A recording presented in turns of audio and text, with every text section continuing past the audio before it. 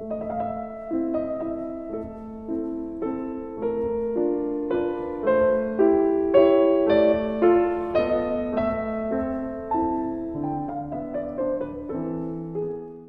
noite a todos. É uma alegria estar com vocês aqui. É a primeira palestra que eu estou dando em Londrina, porque eu cheguei, bem disse a nossa querida, eu cheguei há 5 meses aqui. Então, estou começando a minha vida aqui dentro da casa espírita, né? Embora a gente esteja já frequentando, mas é. Então, e o que eu vou falar para vocês hoje, que eu trouxe, tem uma onda aí, né, de segunda vida do Cristo, não sei o que, não tem uma história dessa? O pessoal aí falando.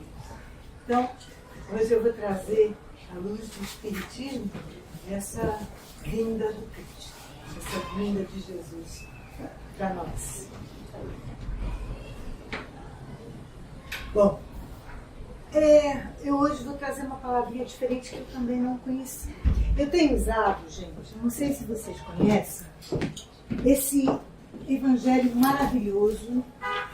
Ele é editado pela FEB e foi uma surpresa para mim. Novo Testamento. E é assim, belíssimo, belíssimo mesmo, e ele vai comentando as coisas. E ele tem uma tradução que busca se aproximar bastante do original, tá? Então, algumas palavras são um pouco diferentes do que a gente conhece e alguns sentidos também. E isso é interessante a gente observar. Algumas coisas, pelas traduções, foram se perdendo. E aqui ele tenta justamente, né? O Haroldo Dutra Dias, ele tenta fazer uma tradução bem em cima dos originais. Bom, e aí ele usa a palavra Paracleto. Alguém sabe o que é Paracleto? Paracleto é o Consolador. É aquele que vem justamente trazer uma mensagem nova, um amparo, um cuidado. Vem auxiliar a gente. Lembra alguma coisa, vocês? Lembra, né? Parece que a gente vai chegar lá. E aí ele diz o seguinte, no João capítulo 14, versículo 16. 14 e 16. Se me... o capítulo... Está errado aqui, gente. Não, está aqui, está certo. Capítulo 14 e 16, mas versículo 15. Se me amardes, observareis os meus mandamentos. Veja o tempo verbal que ele está usando. Se me amardes é se continuares a me amar. Ok? Observareis os meus mandamentos. E eu rogarei ao Pai, e Ele vos dará outro Paracleto, a fim de que estejais convosco para sempre. Quando, porém, aquele vier, o Espírito de verdade, os guiará em toda a verdade, pois não falará de si mesmo, mas falará o quanto ele ouvir, e vos anunciará o que há de vir. Não é exatamente o que a gente tem no livro no livro dos Espíritos, quer dizer, o fundamento do Consolador? A gente depois vai ver isso melhor. Ai, obrigada. Vocês estão me ouvindo bem? Geralmente eu tenho a voz meio alta, mas... Bom. Gente, quem é Jesus? Quem é essa figura que até hoje, 2000 anos depois, a gente continua falando dela? Quem é esse ser tão especial que não se perdeu no tempo? Olá, tudo bem? E aí a gente vai ver aqui, lembra do senador romano, Públio Lentulus? Há 2000 anos, Emmanuel fala dele, né? Fala de uma carta que ele escreveu ao imperador Tibério. Nessa carta ele descreve Jesus com reverência e admiração. Diz ser um homem de beleza serena, cuja presença inspirava amor e temor ao mesmo tempo. Seu olhar resplandecia como raios de sol. Sua voz tocava os corações. E sua postura revelava uma alegria grave, profunda, que fazia chorar sem saber por quê. Sua presença física expressava sua elevação espiritual. Ele irradiava o céu por onde caminhava. E aqueles que tiveram a graça de encontrá-lo sentiam, antes de compreender, a força de sua luz. Jesus, diz Emmanuel, é a personificação do amor de Deus, a manifestação da bondade infinita. E vislumbrando sua figura sublime, alguns autores espíritas nos falam de Jesus. Por exemplo, Joana de Ângeles descreve o mestre com semblante sereno, gestos suaves e uma presença que inspirava confiança e respeito. Emmanuel fala da luz que emanava de seu olhar, da voz que acalmava os aflitos e da autoridade moral que silenciava multidões. Ele afirma: Jesus não precisava de títulos, sua presença era o próprio Evangelho em movimento. Kardec diz que o corpo de Jesus, embora humano, era formado por fluidos mais puros, compatíveis com a sua elevação espiritual. Sua aparência refletia serenidade, luminosidade e harmonia. Não necessariamente extraordinária aos olhos humanos, mas profundamente tocante ao espírito. Divaldo reforça essa percepção ao dizer: o ser transcendente que é, exteriorizava-se com uma força inexcedível, penetrando tudo e todos, de forma que ao senti-lo, de imediato, dava-se uma incomum transformação naqueles que o encontravam. Eu gostaria que a gente fosse percebendo isso, como essa presença tão especial do Mestre nos toca e nos leva para um outro lugar, que não é fora, mas é dentro de nós.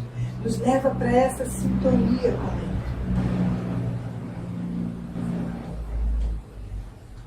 Jesus não precisava ser reconhecido para ser sentido. Sua energia espiritual era tão intensa que até os espíritos infelizes o percebiam à distância. Crianças corriam ao seu encontro e corações endurecidos se desarmavam diante de sua luz. Afirma Kardec: Jesus constitui o tipo de perfeição moral a que a humanidade pode aspirar na Terra. Deus nos oferece como o mais perfeito modelo. Mas, se Jesus é nosso mestre, somos nós os seus discípulos? Uma vez, eu estava lendo um livro e aí um mestre de uma outra religião dizia assim: os cristãos não consideram Jesus o mestre, porque eles não seguem o mestre, eles não respeitam, eles não honram o mandamento maior do mestre. Aquilo me tocou profundamente e eu fiquei pensando, realmente a gente quantas vezes não é capaz de observar o que o mestre falou. Jesus responde à pergunta de um doutor da lei, quando que lhe pergunta qual seria o maior mandamento. E ele diz: amareis o Senhor vosso Deus de todo o vosso coração, de toda a vossa alma e de todo o vosso entendimento. Esse é o primeiro e maior mandamento. E eis o segundo, que é semelhante àquele: amareis o vosso próximo como a vós mesmos. Toda a lei e os profetas estão contidos nesses 2 mandamentos. E a gente percebe que para chegar ao Mestre, lembra que ele falou? Se me amares, seguiriam os meus mandamentos, seguiria a minha orientação. Esse é de Mateus e está no Evangelho segundo o Espiritismo também. Mas como viver o amor do Mestre e esse amor que ele orienta que vivamos em sua plenitude? Como transformar esse ideal que ainda tantas vezes está fora de nós para um ideal pessoal, interno? Jesus nos deu a fórmula. Conhecereis a verdade vos libertará. Que verdade será essa, não é? A de que o reino de Deus está dentro de nós. Que a gente não busca fora, mas no coração de cada um. No interior, nessa reconexão com a alma imortal, como filhos de Deus. O reino de Deus está dentro de vós. Deus não está fora, está dentro. Está fora e está dentro. Não é? Na intimidade de cada coisa, de todas as suas criações e de todas as suas criaturas. Não é? Pulsando em nossa consciência, em nossos sentimentos, em nossas escolhas. E o Livro dos Espíritos, na questão 621, diz: onde está escrita? Kardec pergunta: onde está escrita a lei de Deus? E os Espíritos respondem: na consciência. Então é dentro de nós, na nossa consciência, que a gente tem que encontrar essa lei, E como que a gente faz? A gente vai chegar lá, para a gente poder entender como encontrar essa lei dentro de nós. O Espiritismo é o Consolador prometido que veio trazer... Lembra que Jesus falou lá no início? Que ele nos deixaria o Consolador prometido? Que veio trazer a nós essas verdades, cumprindo a promessa de Jesus. O Espiritismo realiza o que Jesus anunciou do Consolador prometido. Conhecimento das coisas, fazendo que o homem saiba de onde vem. Não é isso que o Espiritismo faz? Na Gênese, não só, mas principalmente, não é? Para onde vai e por que está na Terra. Toda a obra da codificação tem esse objetivo. Responder essas perguntas e fazer com que nós mergulhemos mais e mais dentro de nós. Atrai para os verdadeiros princípios da lei de Deus e consola pela fé e pela esperança. Isso está no capítulo 6, 6º item 4 do Evangelho, segundo o Espiritismo. E aí a gente encontra também que Deus criou todos. E agora a gente vai falar um pouquinho da codificação.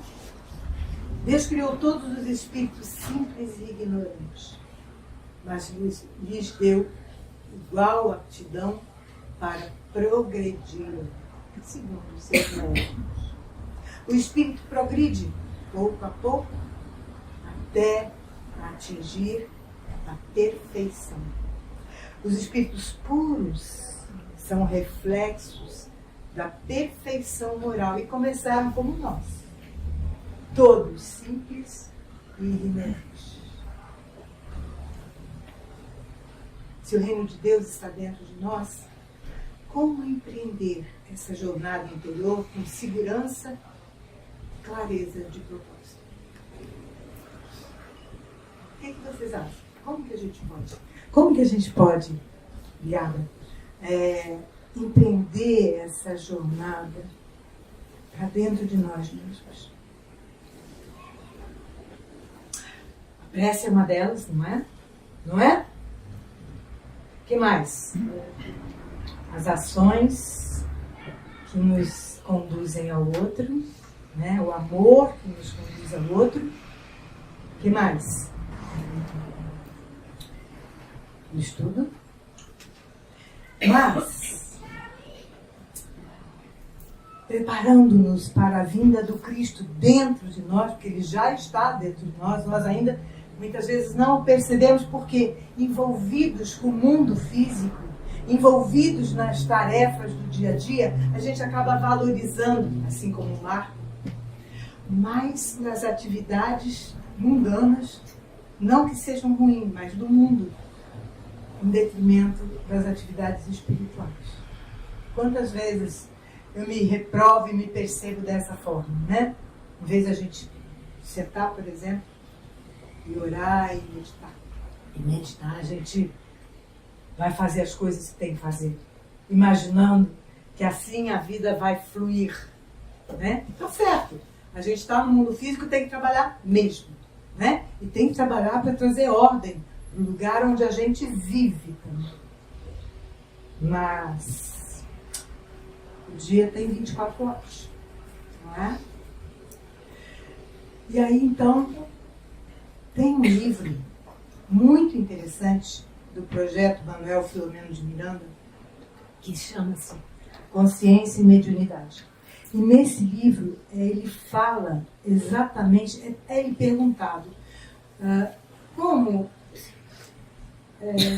atingir, como chegar, exercer melhor a nossa tarefa mediúnica. E aí o espírito Manuel Filomeno de Miranda responde pela oração, pela meditação, que a gente medita sem saber que está meditando. Nós espíritas fazemos isso, mas a gente não chama de meditação. Depois eu vou mostrar para vocês. Pela oração, pela ação, ação em direção ao outro, ação em direção à nossa própria vida, não é? E pelo estudo. A oração, no capítulo 27 do livro do Evangelho segundo o Espiritismo, tem no Pedi e obtereis, ele diz: é o fio invisível que nos liga ao plano espiritual. É através da oração que a gente faz a conexão com os espíritos superiores e fortalece a nossa fé. Não é? A gente amplia essa conexão. A gente, através da oração, quando a gente não está com serenidade, a gente reencontra a serenidade, reassume a nossa serenidade, através até desse auxílio que recebemos do mundo espiritual. Então, encontramos o equilíbrio e a harmonia vibratória. Na oração, nós facilitamos o contato com a essência divina e com o próximo. Não é? Muitas vezes nós estamos em dificuldade com o outro e fazemos uma oração. E muitas vezes aquelas pessoas que não estão em boa sintonia, certamente por responsabilidade nossa também, se a gente pede numa oração que nos harmonize, porque nós também precisamos ser harmonizados, se o outro não está vibrando na mesma sintonia que nós também temos responsabilidade. Não é só o outro. Então, a oração traz você para o equilíbrio e ajuda o outro também a encontrar o equilíbrio. Facilita o contato com a essência divina e com o próximo e atua como fonte de proteção, inspiração e serenidade. A meditação, que esse livro coloca tão bem, propõe a meditação como uma ponte entre o recolhimento interior, lembra? Onde está Deus? Está dentro de cada um de nós, então a gente tem que encontrá-lo, não é? E a ação consciente no bem. Estimula o autoconhecimento e a reflexão íntima. Quando nós paramos, nós podemos avaliar.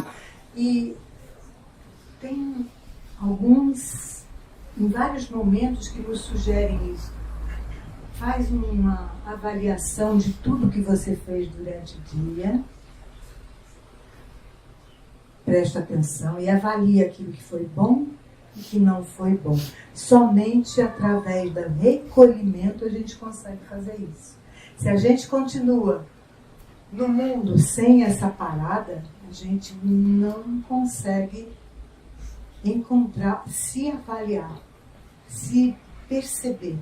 Então, a meditação permite que façamos essa percepção de nós mesmos. Ajuda a manter a mente clara, serena e aberta à intuição. Porque a meditação tem por objetivo limpar a mente. Claro, numa mente limpa, o Mestre, o nosso Pai Celestial, podem falar conosco. Numa mente tumultuada, nós não ouvimos a sua voz, por mais que desejássemos. Alinha pensamentos, sentimentos e atitudes, favorecendo escolhas conscientes. Nós, quando estamos com a mente clara, podemos escolher com muito mais assertividade e agir menos por impulso, ou menos por preconceitos, ou menos por, enfim, no automático, como a gente faz tantas vezes. Né? Ops, voltou. Eu quero falar mais uma. Peraí, que barulho. Ai, gente, peraí, que foi pro final. Desculpe. Eu pulei aqui, fui antecipar.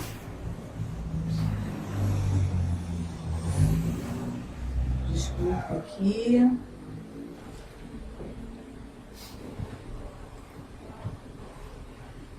Meditação. Aqui. É isso aqui. Deixa eu botar aqui no lado.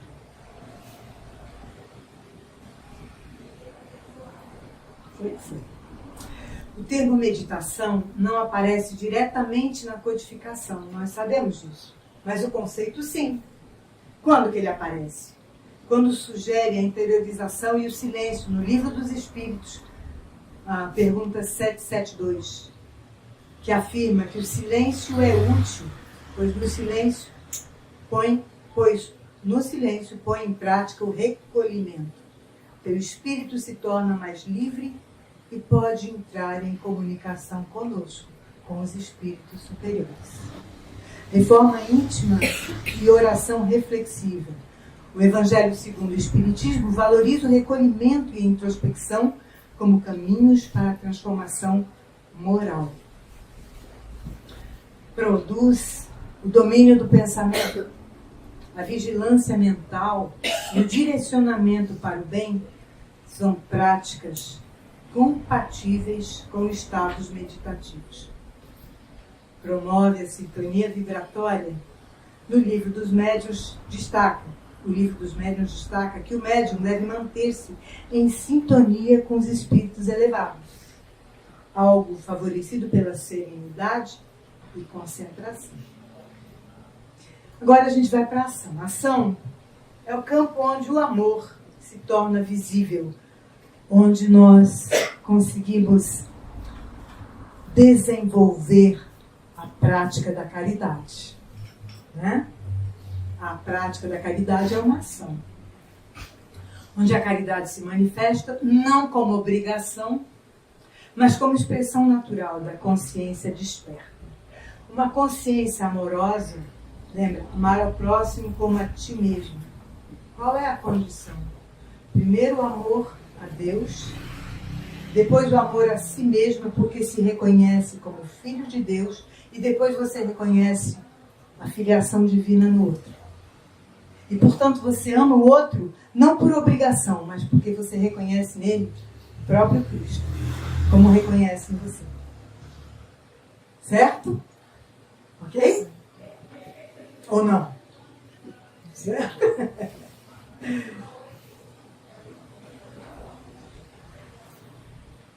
E o estudo, filho? estudar é alimentar a alma com conhecimento, é fortalecer a fé com razão, é preparar o coração para servir com sabedoria. E o Espiritismo o tempo inteiro nos traz isso também.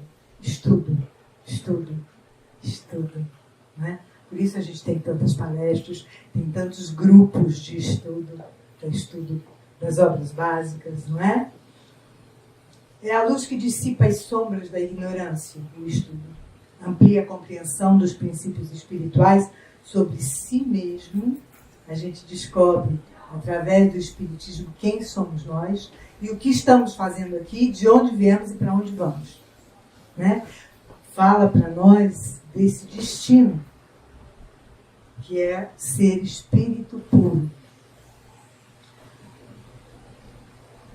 E prepara o coração para servir com sabedoria, dissipando as sombras da ignorância, ampliando os princípios espirituais sobre si mesmo e sobre a vida, e incentiva o aprofundamento nos ensinamentos dos espíritos com espírito crítico e abertura. Se nós sabemos, se nós estudamos, nós sabemos identificar o que é bom e o que não é.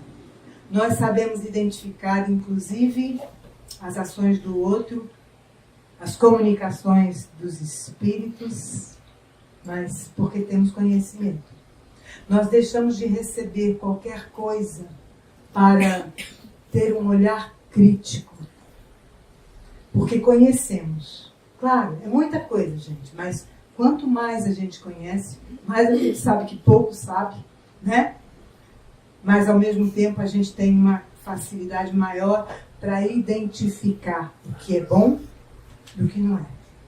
E rejeitar qualquer mínima maldade, qualquer mínima falsidade. Garante o discernimento e decisões mais conscientes e responsáveis. Oração, meditação e estudo são ferramentas que nos ajudam a manter a lucidez, a sintonia com o mundo espiritual e o compromisso com o bem. Seguir o Cristo é mergulhar em nós mesmos com coragem. Atravessar os labirintos da alma e encontrar lá no íntimo a centelha divina que nos habita, expressando-a com amor por todos os seres. A presença de Deus está fora, sim, mas está principalmente dentro de cada um de nós. Nós somos seus filhos. Nós somos expressão do seu amor. Portanto, ele está em cada um. Se nós conseguirmos compreender isso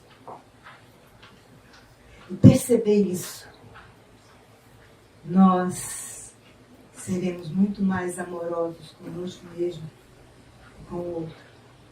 Porque perceberemos nele também a presença do amado. Quem possui os meus mandamentos e os observa, esse é quem me ama. Quem me ama será amado por meu Pai, e eu o amarei e me manifestarei a ele. Que a gente possa, que essas reflexões possam ecoar em nossos corações como sementes de transformação em cada um de nós. Que os ensinamentos do Mestre possam cada vez mais serem percebidos por cada um de nós como a verdade, como o bálsamo, como a instrução maior que nos guia para ser cada vez melhores e cada vez mais apropriados da sua presença. Que os seus ensinamentos, que cumprir, observar o seu mandamento maior, possa dissolver aos poucos esses obstáculos que nos dificultam a compreensão de quem somos, que nos perturbam a percepção e nos impedem de saber que somos filhos de Deus. Que a luz do Cristo nos acompanhe em cada passo. E que a paz que Ele nos oferece, aquela que o mundo não pode nos dar, seja a nossa companheira constante. Que assim seja. Você pode fazer essa prece? Vamos. Deixa eu só falar uma coisa que eu gostaria de lembrar. Uma boa posição para a gente meditar é a gente sentar com a coluna ereta. Por quê? Porque a gente tem os chakras, vocês sabem, tem os chakras ao longo de toda a coluna. Se a gente está com a coluna ereta, a gente facilita o fluxo dessa energia, da energia vital que circula em todo o nosso corpo. A gente facilita que ele possa ativar todos os nossos chakras. Nós sabemos que chakras são aberturas, não é?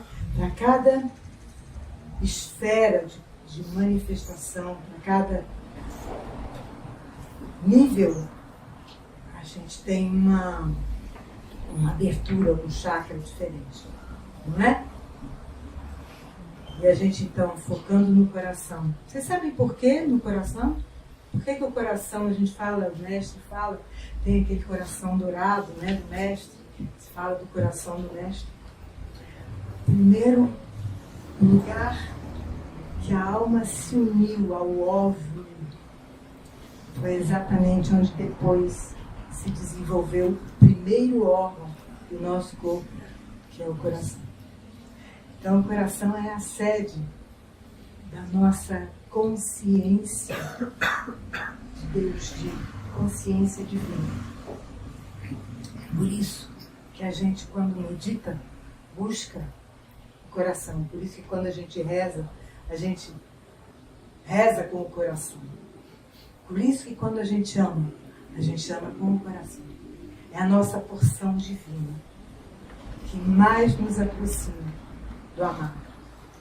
Então, focando no nosso coração e agradecendo, Mestre amado, a oportunidade de estarmos aqui, buscando-te. E te pedimos, Senhor, que teu amor possa vibrar em nossos corações, despertando mais e mais a vossa presença em cada um de nós, em todos os teus filhos, para que a tua paz seja uma realidade na nossa vida, no nosso país, no nosso planeta e em todo o cosmos. Que assim seja.